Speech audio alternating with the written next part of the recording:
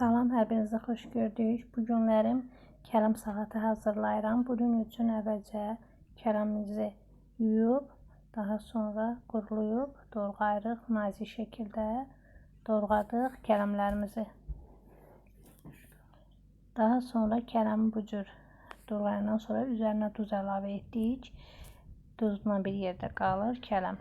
Sonra xiyarı bu ölçüdə doğrayıb, onu da nazik doğrayırıq. Daha sonra toyuğun sinə ətini qaynatdıq, onu da diddik və 2 dənə yumurta götürmüşüm. Yumurtanın ağ hissəsini xırda-xırda doğrayırıq.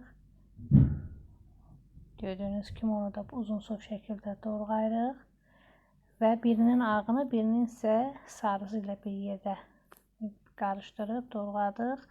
Sonra mayonez əlavə etdik.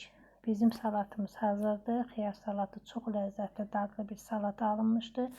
Sizlər də hazırlayın. Əsl yay salatıdır. Çox sağ olun. İzlədiyiniz üçün təşəkkür edirəm.